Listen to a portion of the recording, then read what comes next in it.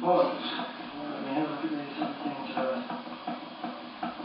Okay, one of the main laws of travel and survival is this. The more you try to understand an environment, and the less you try to understand. Endurance isn't enough. You have to be prepared both mentally and physically. Okay, and if you want to survive, you might most likely will. But if you truly don't want to survive, the chances are you won't. And I want it. So come on! I will. Okay. The question of survival in one case or other is... However, at the end of the day, it's personality of the entrant which the judges have taken into account. Most important. Let me have a look at these other things first. Okay. One of the main laws of travel... And the less you try to understand, endurance isn't enough. You have to be prepared both mentally and physically. Okay, and if you want to survive, you might most likely will. But if you truly don't want to survive, the chances are you won't. And I want it. So come on! I will. Okay. The question of survival in one case or other is a question of adaptation. So let's remove all these pages that we don't need. It's all about adaptation, being malleable to one's surroundings. Josh knows is... Oh! Yeah. That looked awesome. What did? You got to see what just happened then. Oh, did you have an effect? Yeah. Okay, improv. This is all about improv, what I'm doing here now, because when you don't know what you're doing, it has to be improvisation, otherwise you would be improvising because you know what you're doing. It's never give up, hope. Try and try again. Possibly that's where I can spin the ball on my finger. Oh, this is going to be wicked. It's a well-known fact that when there's no cheat, the mob turns ugly in a army. That's silly, that. Wait. Go. Okay, in some occasion, mood and state of mind of some people becomes very contagious. I actually happen to think, well, let's go a little bit step further. I know I've got a very contagious personality, so in saying that, what I mean is I've got the ability to draw people in around me. So my mood's normally very up-tempo, so that's the way that others around me tend to be as well the majority of the time. That one was a little bit colloquial. Okay, just do a parting comment. Practice doing something like, this at the end of your speech. Just do it at the end of one of them, yeah. The end of one of my speeches? Just like pretend you're finishing off. Oh yeah, okay. There's an old trick that I remember learning when I was in cadet camp back at school, where what you can actually do is, with the sun setting in the west, what you actually do is you look at the level of the horizon, and you put the bottom of one of your fists on the top of the horizon. You count by putting fist on top of fist, and as high as it goes up before it meets the sun, that's roughly how many hours of sunlight you've got left. So that's always been a good one, other than, for me, standing underneath a coconut tree and looking at my watch and realising where the sun was in relation to the coconut tree. In this instance, there'll be no watches involved, I'm sure, so I'm just going to have to use the one particular four sort of thing. So, well, sign out. You haven't signed out yet. Well, no. There's a reason for that. I mean, like, doing that's only got about an hour to go. It means it's pretty close to my dinner time. So this is where, I've got to stick the barbie on, in which case I'll have my sausage here and I'll be burning it with a lighter.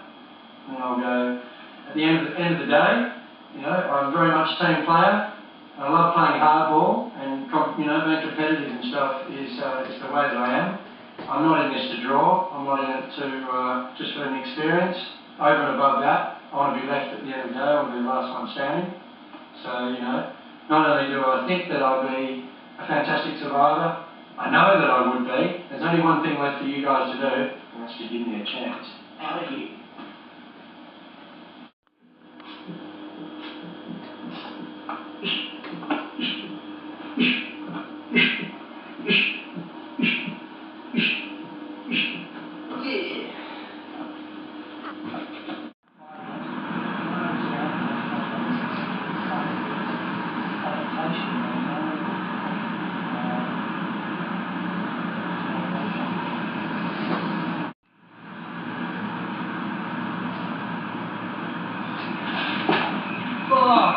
Pardon me. Just a little trick I learned some years ago, actually, is what you can do if you suck gently on a pebble, you can actually fool your body into thinking that it's food. The way you go about this is that, sorry, do it again, stop, you stopping? Yeah. Yeah.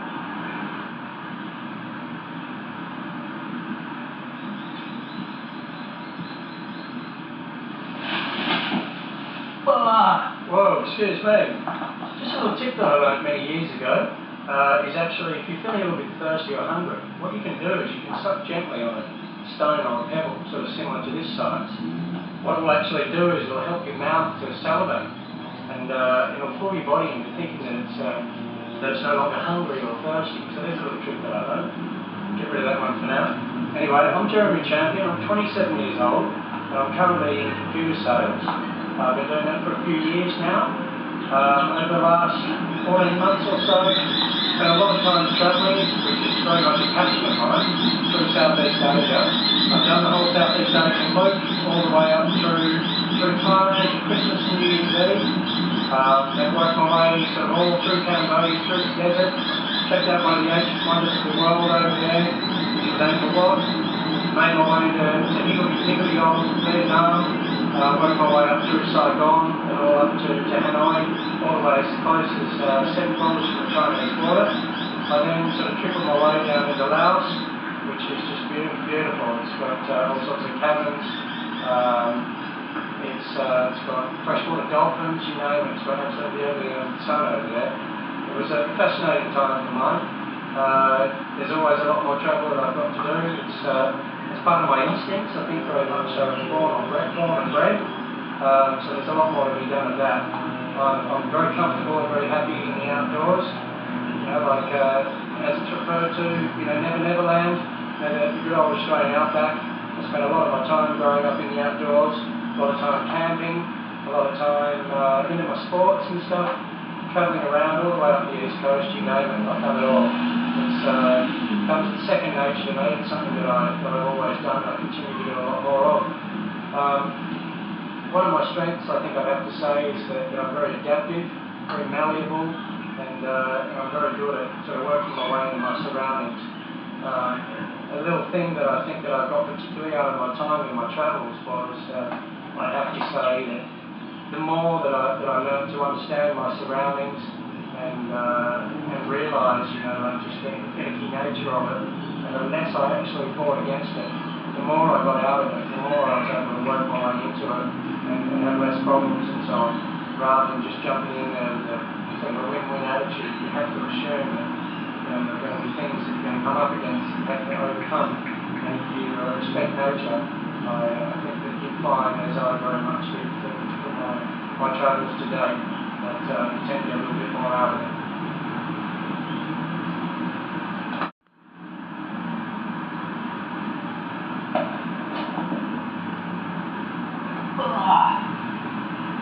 Excuse me, sorry about that.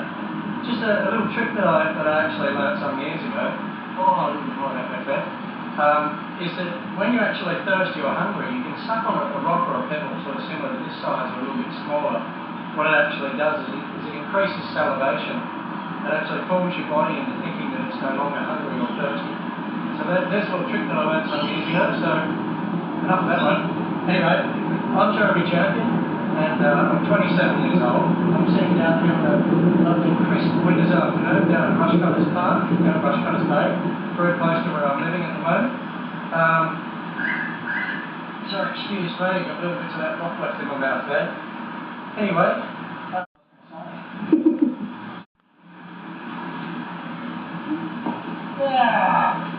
Oh, sorry about that, excuse me. Just a little trick that I learned some years ago was actually, if you're feeling thirsty or hungry, you can suck on a rock or a pebble. Gotta get my breath back, similar to 97, 98, 99, 100. End of another long tough day down at the pub. What I'm going to do is I'm just going to show you a few things over here. A few things that I've always got on me when I'm out there sort of camping. I know that it's going to be very much different, obviously, if, and let's hope when, I get on Australian Survivor, because you only have your clothes and your primary sort of articles. Other than that, I think you're only allowed one particular item that's sort of very personal to yourself. It's a tough decision, got a few sort of things going on here. First of all, I've got the good old standard knife, which is a curler, a bit of a fishing knife, a bit of an all-in-one sort of combo knife, it's always a good one. Also got the candle here, which you can use obviously for light when you need it. You can also top up. The other little idea that I've got here with the matches, where all you actually do is you melt some wax before you go away. Put the wax over the end of the matches so it actually forms a waterproof coating on the matches. So it means, you know, if they're in a downpour, it means you're right with your matches as they go there. Furthermore to that, I've got a compass and fishing hooks and all sorts of other things. Let's start with this. This is the mirror. I actually prefer it to a magnifying glass. It actually sort of, I think that it sparks a little bit better than a magnifying glass. So you can use this little beauty. This will always let you go. Coming down to the fish hooks, this is a little bit of an exaggeration of what I'd normally take away with me. Normally just take a few of those little very basic sinkers here. Also the key is, for a period of time, to start with some of these smaller hooks. That's pretty much all that you need. The reason being is on these small hooks you can not only catch small fish, you can also catch big fish as well, which I think is pretty important. You can actually got to remember if you've got a big hook out there, there's only one thing you can catch on it, and that's big fish. So you've got to find a pleasant medium, and this is often go. Anyway, if I'm not sort of out and about camping or fishing or what have you, doing my exercise, as you've just seen me push out my fourth set of 100 up there, I'm also sort of very much into sports. I'm always kicking the football around. I'm into my canoeing. I'm into my rock climbing. Anything adventurous. From jumping out of planes to doing, you know, God knows what, abseiling. Anything I can get my hands on. Tennis, golf, cricket. Whenever the sun's out, I'm there. You know, any time of the day. I will forego certain things to sort of get up with the fellas and do and play around. So that's me. That's what I'm all about. Built for the outdoors, there are no two ways about it. That's the way it's going to be, and that's the way it's going to stay.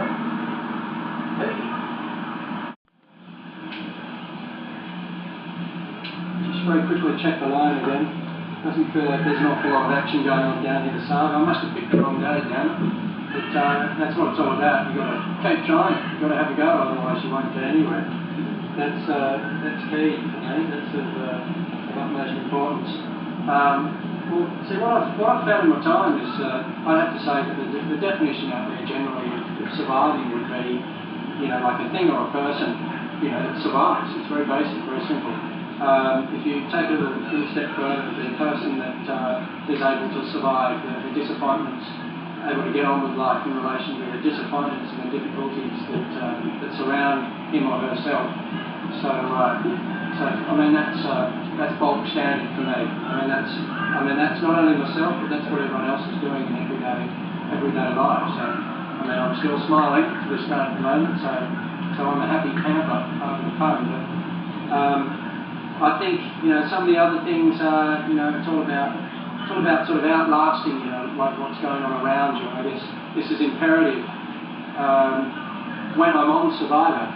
Is that the key would be to outwit, outlast and outplay those around me.